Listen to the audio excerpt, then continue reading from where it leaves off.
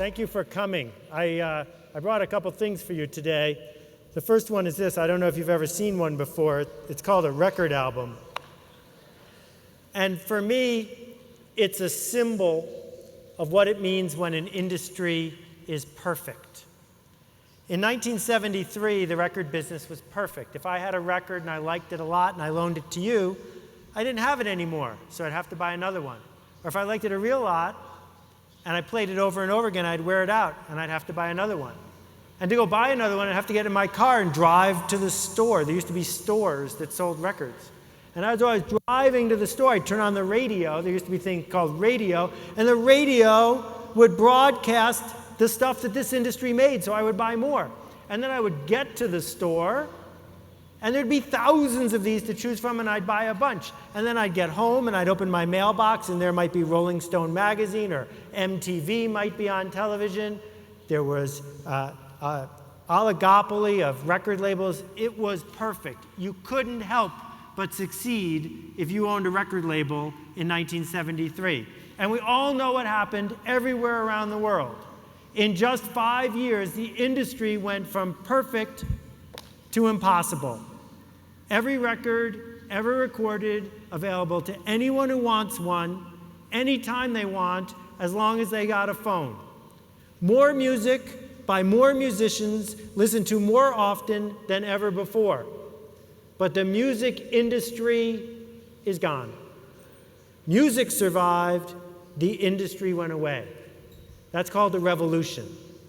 The Industrial Revolution made us all able to be here today. It made people around the world wealthy. The Industrial Revolution, 120, 130 years ago, said to people, come, work in this factory. Do this unnatural work of working here for 10 or 12 hours in the dark, doing what you were told. And at the end of the day, we will pay you. Henry Ford famously said to the workers of Detroit, if you're a machinist, come work for me and I will pay you $5 a day. This when the typical person was making 50 cents a day. The question was, how could Henry Ford afford to do that?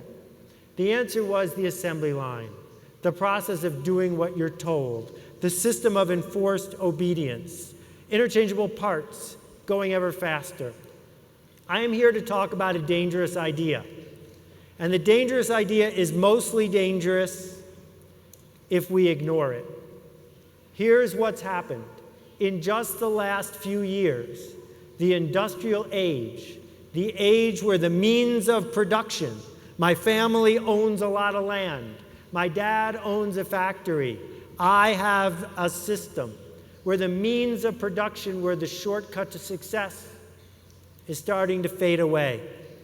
And it goes very deep into our culture. Let me ask you a quick question, if you don't mind. Go ahead, please, and raise your right hand just as high as you can. All right, now please raise it higher. What's that about? Everyone falls for it every time, right? The first time I said, please raise your hands as high as you can. But there was always a little bit more to go. You learned how to do that when you were in elementary school. You learned how to do that from coaches and from parents and from bosses who said to you, if you give everything, we want a little more. If you make your sales quota, we're going to raise the sales quota. So what we learned to do was hold a little bit back.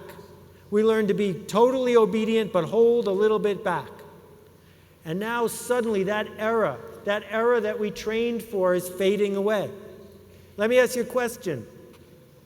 If there's two villages and one village has a good road leading it to the other rest of civilization, the other one doesn't, who's going to do better? If there are two cities and one city has a great telecommunications system enabling everyone there to talk and the other one doesn't, who is going to be more productive?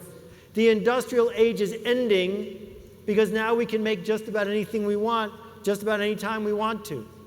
But the connection age, the age when we are connected to other people, and that is the value we create, is just beginning.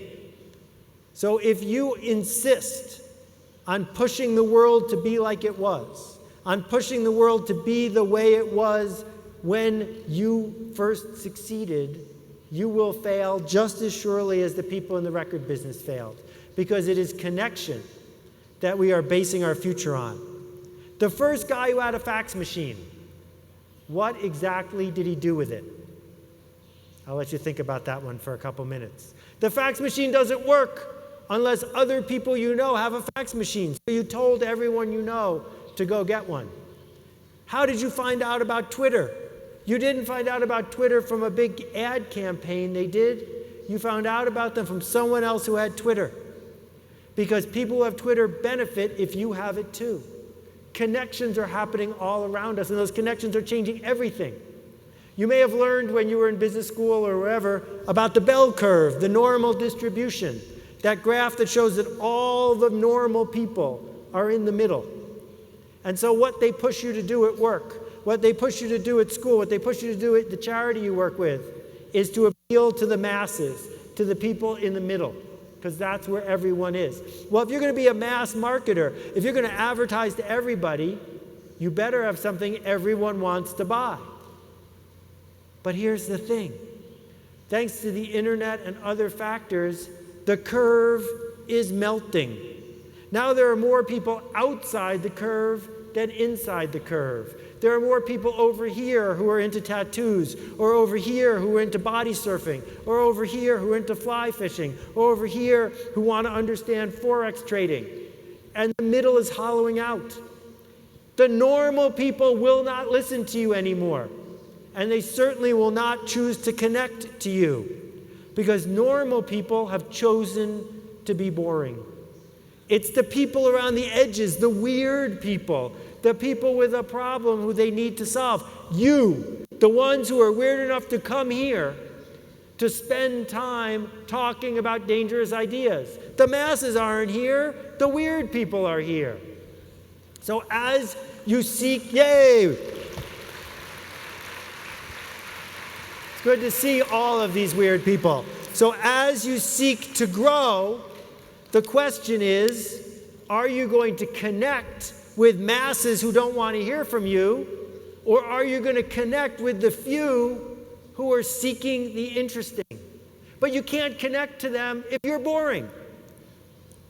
And the way you will be boring is by doing what you learned in school and what you learned at your last job. The way you will be boring is by fitting in and doing what you are supposed to do. No, we do not connect to the boring. We connect to the generous. We connect to the interesting. We connect to the interested.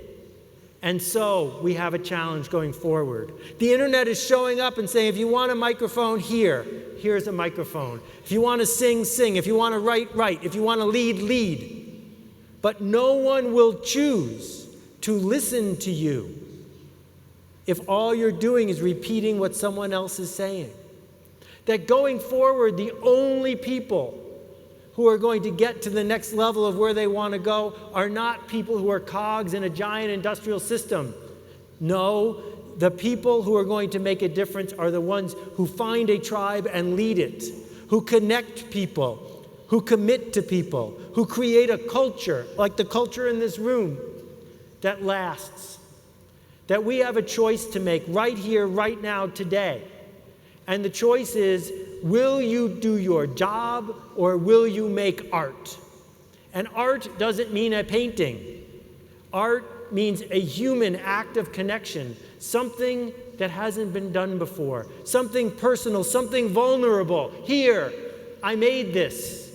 Oh, you don't like it? Well, it wasn't for you. Here, I made this. Some weird person will want it.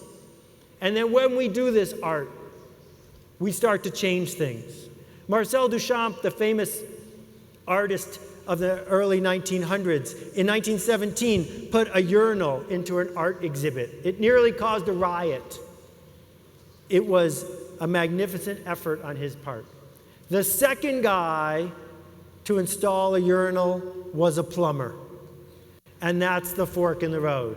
We've given you the means of production. If you own a laptop, you have exactly the same technology that I have, the same technology that Jimmy Wales, who started Wikipedia, has, the same technology of the people you read about in the business magazines. We all have the same means of production.